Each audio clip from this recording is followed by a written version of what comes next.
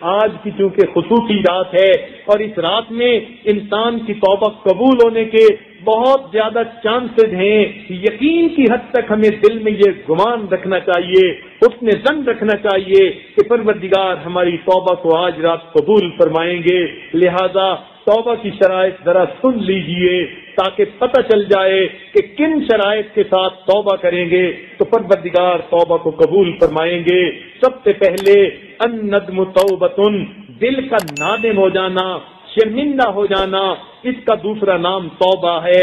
انسان نے جو بھی گناہ کیے، جو بھی خطائیں کی، چھوٹی تھی یا بڑی تھی، اس سے کوئی غرض نہیں، لیکن دل نادم ہو گیا، دل شرمندہ ہو گیا، تو یہ دل کی شرمندگی توبہ کے لیے شرط اول ہے۔ گویا اس نے توبہ کا ابتدائی مرحلہ طے کر لیا۔ لہذا ایک بات تو دل پشیمان ہو جائے، نادم ہو جائے، اندر سے آواز آئے میں نے برا کیا، مجھے اللہ کی نافرمانی نہیں کرنی چاہیے تھی۔ اول تو یہ کیفیت ہو، اور اس کے بعد دوسری کیفیت عزمن جازمن، دل کے اندر پکا ارادہ ہو، عہد ہو، اللہ یعود الیہا ابدا، وہ اس گناہ کی طرف دوبارہ کبھی نہیں لوٹے گا۔ تو توبہ کرتے ہوئے دل میں یہ نیت ہونی چاہیے، اب کے بعد یہ گناہ نہیں کروں گا، پروردگار اس پر قادر ہیں، توبہ کی برکت سے اس گناہ سے بچا بھی لیں۔ اس موقع پر شیطان دل میں وسوسہ ڈالتا ہے، کہتے ہیں کہ تو بری عادت کو چھوڑ نہیں سکتا، اس گناہ سے تو بچ نہیں سکتا۔ میرے دوستو، ہم نہیں بچ سکتے، ہمارے پروردگار تو ہمیں بچا سکتے ہیں۔ ہم کیوں اپنے آپ کو دیکھیں، اپنے پروردگار کی قدرتوں پر کیوں نہ نظر رکھیں اور اس پر اپنے معاملے کو چھوڑیں۔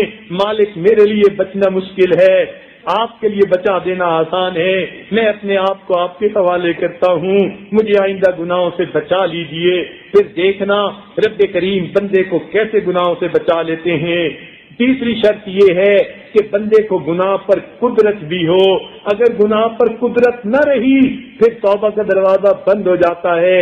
مثلا ایک بندہ اندھا ہو گیا، اب وہ کہے جی میں بد نظری سے توبہ کرتا ہوں، آج کے بعد غیر محرم کو نہیں دیکھا کروں گا، اب اس کی یہ توبہ کوئی توبہ قبول نہیں، اس لیے کہ اب اس کو قدرت ہی نہیں غیر محرم کو دیکھنے کی۔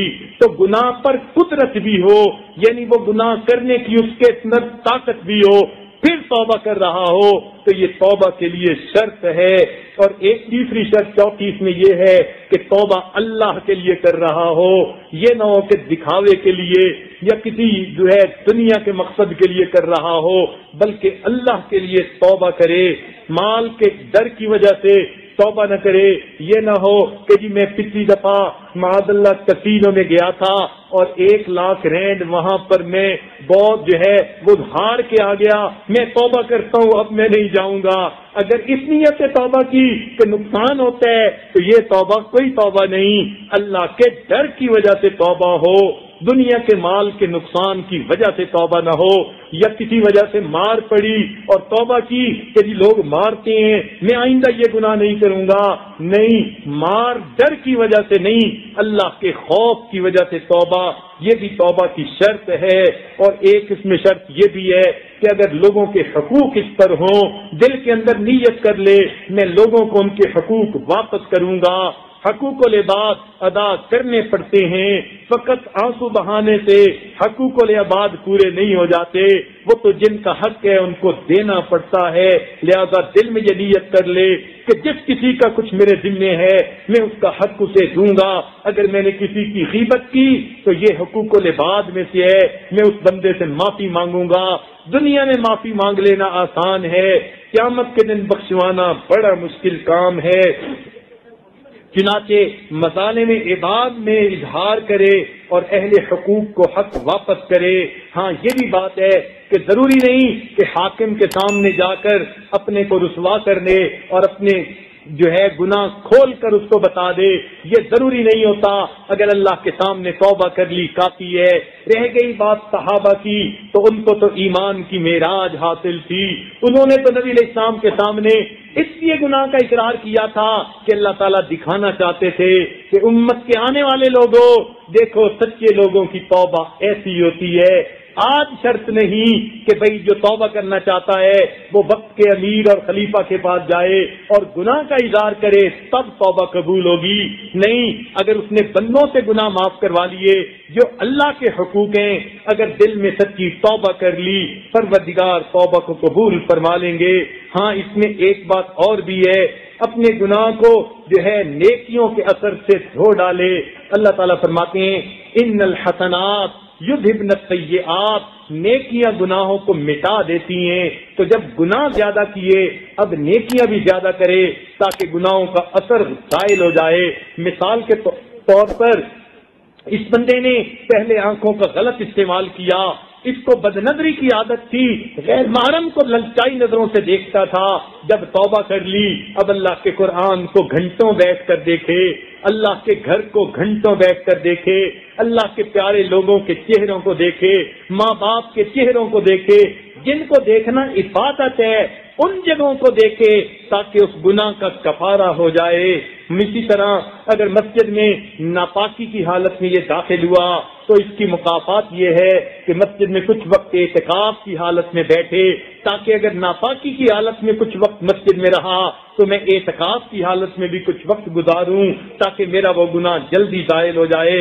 اسی طرح اگر کوئی انسان بالفرض شراب پیتا تھا، سچی توبہ کر لی، اب وہ غریب لوگوں کو جو پیاسے ہوں ان کے لیے پانی پینے کا بندوبست کروا دے، اللہ کے بندوں کو پانی پلائے. میں وہ چیز پیتا تھا جو ناجائز تھی، اب میں نے توبہ کر لی، اب جو حلال ہے میں اللہ کے بندوں کو پلا دیتا ہوں تاکہ میرے گناہ کا کفارہ بن جائے. اسی طرح اگر اس نے کسی مسلمان کے دل کو دکھی کیا تھا، اب اسے چاہیے کہ صلہ رحمی کرنے میں زیادہ کوشش کرے تاکہ اللہ کے بندوں سے زیادہ محبت کا تعلق جوڑے. جیسا گناہ تھا ویسا ہی نیکی کے عمل زیادہ کرنے کی کوشش کرے. مثلا اس نے اگر کسی کو قتل کیا تھا، اب اس کے کفارہ کے طور پر غلاموں کو زیادہ آزاد کرے تاکہ اس کا گناہ جلدی معاف کر دیا جائے. اسی طرح اگر نمازیں روزے اس نے قضا کی تھیں، فقط توبہ سے یہ معاف نہیں ہوتے بلکہ اس کی قضا دینی پڑتی ہے. اگر اس نے فرض کرو 15-20 سال کی نمازیں نہیں پڑھی تو اس لیے چاہیے کہ وہ قضا نمازوں کو پڑھنا شروع کر دے. بھلے ایک دن میں 5 نمازیں پڑھے مگر کچھ نہ کچھ پیمنٹ تو شروع ہو جائے گی. اس کا معاملہ ایسا ہی ہے کہ جیسے ایک آدمی نے کسی کا 1 لاکھ ادھار لیا اور کہا کہ مہینے کے ختم پر دے دوں گا مگر دے نہ سکا تو اب اس کو چاہیے کہ جتنا جلدی ہو اسے واپس کر دے. اگر یکمشت نہیں بھی دے سکتا اور تھوڑے تھوڑے کر کے دینا شروع کر دے، لینے والے کو بھی تسلی ہوتی ہے. اسی طرح قضا نمازیں اگر کسی نوجوان کی باقی ہیں، 10 سال کی، 20 سال کی، گھبرانے کی بات نہیں، بس آپ ان کو ادا کرنا شروع کر دیں، روزانہ تھوڑی تھوڑی پڑھنا شروع کر دیں. 5 نمازیں بھی پڑھ لیں گے تو کچھ نہ کچھ اکاؤنٹ میں جمع ہونا شروع ہو جائے گا. پروردگار کہیں گے نہیں، یہ ادائیگی کرنے والوں میں شامل ہے. لہذا اگر اس کی زندگی لمبی ہوئی اور اس نے اس دوران نمازیں پوری کر لیں خوش نصیب ہے. اگر موت بھی آ گئی اللہ تعالیٰ فرمائیں گے نہیں، اپنی طرف سے کوشش کرتا تھا پیمنٹ کرنے کی، لہذا اللہ تعالیٰ قضا نمازوں کے گناہ کو پھر معاف فرما دیں گے. یہ بھی سن لیجئے، کچھ لوگوں کے ذمہ میں قضا نمازیں ہوتی ہیں، ان کی وہ پرواہ نہیں کرتے مگر نفلیں پڑھ رہے ہوتے ہیں. ہم جی اشراق کے نفل پڑھ رہے ہیں، چاش کے نفل پڑھ رہے ہیں، تہجد کے نفل پڑھ رہے ہیں. فقہاء نے مسئلہ لکھا جس کی فرض نمازیں ذمے ہوں اس کو نفل ہرگز نہیں پڑھنے چاہیے. نفل کے موقع پر بھی قضا نماز کی نیت کر لینی چاہیے، قضا نماز بھی ہو جائے گی.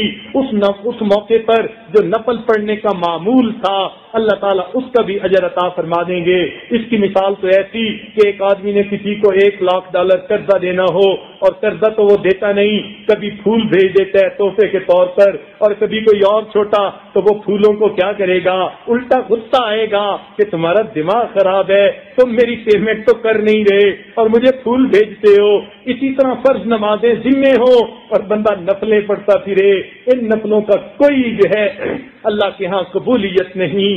فرض نمازیں زیادہ اہم ہیں، وہ بندے کے سر پہ قرضہ ہے. کچھ لوگوں کو دیکھا زکوٰۃ تو پوری ادا نہیں کرتے، ویسے ہی صدقہ کرتے رہتے ہیں تھوڑا تھوڑا.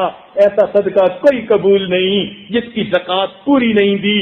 فرض کو فرض سمجھیں، اللہ اپنے اوپر اللہ کی طرف سے ایک حکم سمجھیں، اس کا پورا کرنا ضروری ہے۔ اس کو پورا کرنے کے بعد ہاں پھر اوپر سے اگر نفلی بھی عبادات کریں گے اللہ تعالیٰ ان کا اجر بہت زیادہ عطا فرما دیں گے۔ تو توبہ کے لیے بہرحال یہ چیزیں لازمی اور ضروری ہیں، یہ باتیں آپ ذہن میں رکھیے۔